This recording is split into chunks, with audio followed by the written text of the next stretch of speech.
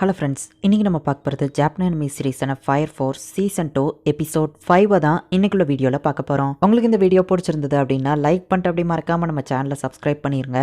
இந்த ஈங்கா அப்படிங்கிற அந்த பொண்ணோட பவர் எப்படி ஒர்க் ஆகுதுங்கிறது இப்போ உங்களுக்கு கொஞ்சம் குழப்பமாக இருக்கும். பட் பொறுமையாக பாருங்கள், புரிய வரும். சரி வாங்க, நம்ம வளவலன்னு பேசிக்கிட்டு இருக்காமல் இன்னைக்குள்ள கதைக்குள்ளே போக ஆரம்பிக்கலாம். இன்றைக்கி நம்ம பார்க்க போகிறது Fire Force season 2 episode 5. Arthur ஹோமையா கூட சண்டை போட்டு இருக்கா. ஹே சாரான், சீக்கிரமா வந்து என்ன காப்பாத்து அப்படின்னு சொல்லி ஹோமையா கூப்பிடுறா. இதோ சீக்கிரம் வர ஹோமையா அப்படின்னு சொல்லி இப்போ சாரான் வந்து நம்ம ஹீரோ கூட கொஞ்சம் ஃபோர்ஸா ஃபைட் பண்ண ஆரம்பிக்கிறான். நம்ம ஹீரோ என்னதான் ஃபாஸ்டா போய் அட்டாக் பண்ணாலுமே கூட சாரானுக்கு எதுவுமே ஆக மாட்டேங்குது. பட் அவன் என்னடானா நம்ம ஹீரோவா அடிச்சு போட்டுக்கிட்டே இருக்கான். இவன் பவர் எப்படி ஒர்க் ஆகுதுன்னு தெரியலையே. கொஞ்ச நேரத்துக்கு முன்னாடி இவன் நடக்கும்போது அப்படியே எல்லா இடமும் வெடிச்சுது. ஆனா இப்போ என்னடானா நார்மலா இவன் இருக்கான். ஒரு நிமிஷம், இப்போதான் எனக்கு புரிய வருது. ஃபர்ஸ்ட்ல இருந்தே நானா தான் இவனை ஃபயர் யூஸ் பண்றதுனால தேர்ட் ஜென்ரேஷன் நினைச்சிட்டு இருக்கேன். ஆனா இவனோட ஒரிஜினல் பவர் அது என்னவா இருக்கும்?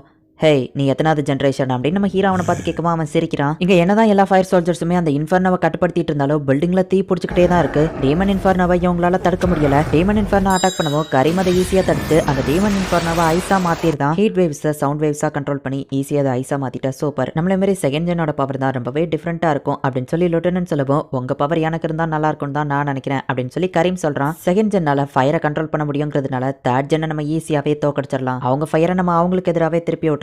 நம்ம பவர் என்னங்கிறத அதனால தானே நம்ம தெரியாம பாத்துக்கிறோம் அப்படின்னு லெப்டினன்ட் சொல்றான். இப்பதான் நம்ம ஹீரோக்கு புரியுது. நம்ம ஹீரோட ஃபயர் அவன் அப்சர்வ் பண்ணி அதை தான் ரிஃப்ளெக்ட் பண்றான். என்னோட அட்டாக் பவர் அப்சர்வ் பண்ணி தானே நீ ரிட்டர்ன் பண்ற அப்படின்னு நம்ம ஹீரோ கேட்கவும், ஆமா, உன் அட்டாக்கோட கைனட்டிக் எனர்ஜி அப்சர்வ் பண்ணி அதை ஹீட் வேவ்ஸா மாத்துறேன். பட் ஆனா இது தெரிஞ்சு நீ இப்ப என்ன பண்ண போற அப்படின்னு அவன் கேட்கறான். அதுவும் கரெக்ட் தான். இவன் இப்படிதான் அட்டாக் பண்ணாலும் தெரிஞ்சாலுமே என்னால என்ன பண்ண முடியும் அப்படின்னு நம்ம ஹீரோ யோசிக்கிறான். இப்ப நம்ம ஹீரோ அடிச்சாலும் அவனுக்கு பவர் ஏறும். நம்ம ஹீரோ அவனை அடிக்கலனாலும் அவன் நம்ம ஹீரோவை அடிச்சு நம்ம ஹீரோவை தோக்கடிச்சிருவான். என்ன திருப்பி அடிச்சா நான் பவர் ஆயிருவன் பயப்படுறியா அப்படின்னு சொல்லி சாரன் வந்து அவன் ஆளுங்களே வச்சு அவனை அடிச்சுக்கிட்ட சொல்றான். சாரனோட ஆளுங்களே சாரன் அடிக்கவும் அவனுக்கு கைனட்டிக் எனர்ஜி நிறைய கிடைக்குது. அந்த எனர்ஜியை யூஸ் பண்ணி ஒரு பெரிய பிளாஸ்ட் நம்ம ஹீரோ மேல போடுறான். நம்ம ஹீரோ அதே இடத்துல அப்படியே நின்னுட்டு இருக்கான். அந்த ஈங்காங்கிற பொண்ணு நம்ம ஹீரோ இவ்வளவு தூரத்துக்கு அடி வாங்கி நின்னுட்டு இருக்கான்னு ஆச்சரியமா பார்த்துட்டு இருக்கா. பட் நம்ம ஹீரோக்கு இப்பதான் புரிய வருது. சாரன் அப்சர்வ் பண்ண எல்லா எனர்ஜியுமே ஒரு டைத்துல ரிலீஸ் பண்ணுவான். ரிலீஸ் பண்ற அந்த டைமிங்ல கரெக்டா நம்ம ஹீரோ அவனை அடிச்சான் அப்படின்னா அவனுக்கு டேமேஜ் ஏற்படும். கரெக்டான டைமிங் பார்த்து அட்டாக் பண்ணணும். இந்த ராக் அண்ட் ரோல் எக்ஸ்ப்ளோஷனை யூஸ் பண்றதுக்கான நேரம் அப்படின்னு சொல்லி நம்ம ஹீரோ சிரிக்கிறான். நம்ம ஹீரோ ஃபைட் பண்றதுக்கு ரெடியா நின்னுட்டு இருக்கான்.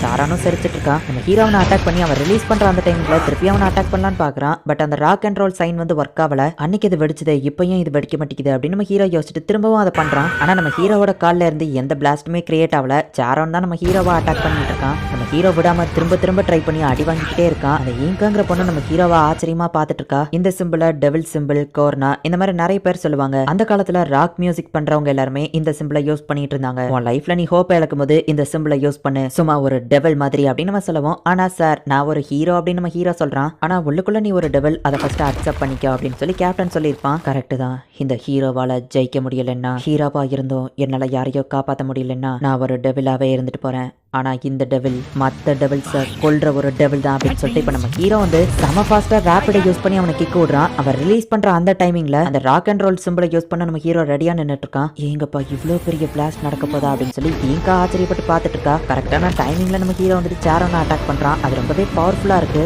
ராக் அண்ட் ரோல் அப்படின்னு சொல்லி நம்ம ஹீரோ ஆசமா ஒரு போஸ் கொடுக்குறான். அப்சர்வர் சாரோன் தோத்துட்டாரா அப்படின்னு சொல்லி அவன் ஆளுங்கெல்லாம் பார்த்துட்டு இருக்காங்க. அந்த பொண்ணை மரியாதையா விட்டுருங்க அப்படின்னு சொல்லி நம்ம ஹீரோ அப்படியே தடுமாறி நின்னுட்டு இருக்கான். அவனுங்க சிரிக்கிறானுங்க. பார்த்தா சாரோன் எம்ஸ் வந்து நம்ம ஹீரோவை அட்டாக் பண்றான். ஃபோர்த் பில்லர் எங்களுக்கு தான் சொந்தம் அப்படின்னு நம்ம சிரிக்கிறான். கரீமோட அந்த ஐஸ்குள்ள இருந்த அந்த டீமன் இப்ப வெளியே வந்துருது.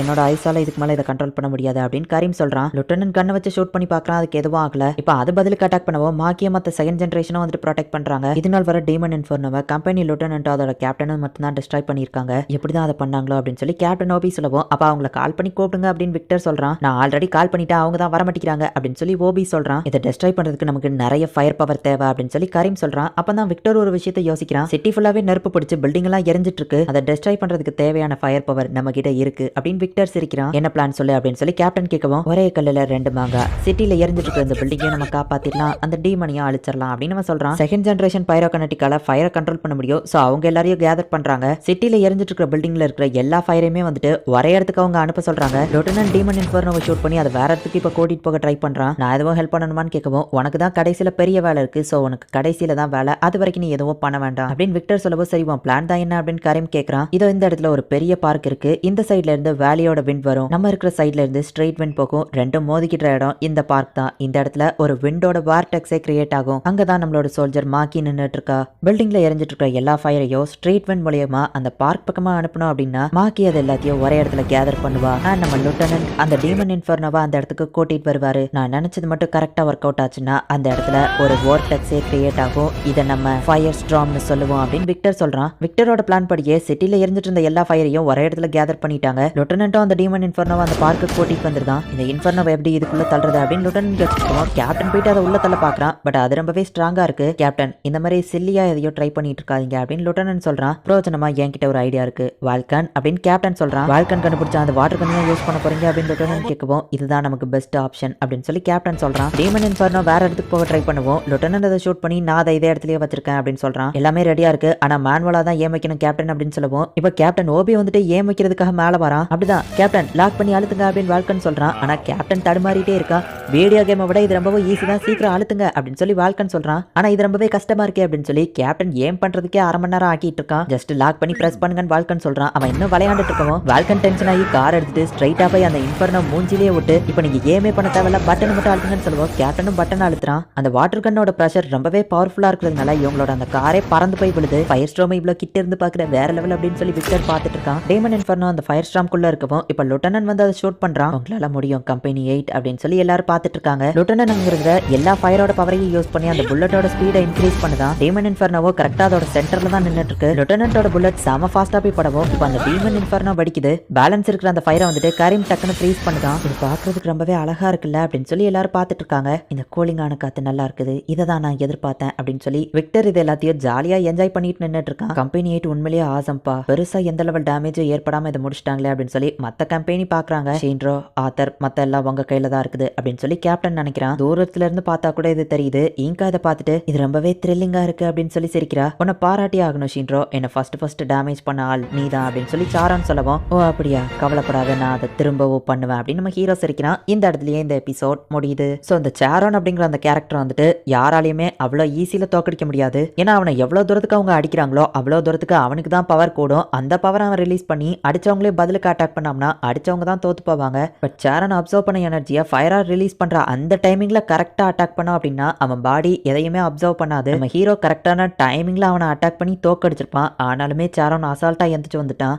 டீமன் இன்ஃபர்னோ ஒரு வழியா தோக்கடிச்சிட்டாங்க. பட் ஆனால் இந்த 5th பில்லர் இன்னும் யார் சைடு போறா அப்படிங்கிறது டிசைட் ஆகல. என்ன நடக்க போகுது அப்படிங்கிறத நெக்ஸ்ட் எபிசோட் பார்த்து தெரிஞ்சுக்கோங்க. அண்ட் உங்களுக்கு இந்த வீடியோ பிடிச்சிருந்தது அப்படின்னா லைக் பண்ணிட்டு அப்படி மறக்காம நம்ம சேனலை சப்ஸ்கிரைப் பண்ணிருங்க. தேங்க்யூ ஃபார் வாட்சிங். Bye guys. நெக்ஸ்ட் எபிசோட்ல மீட் பண்ணலாம்.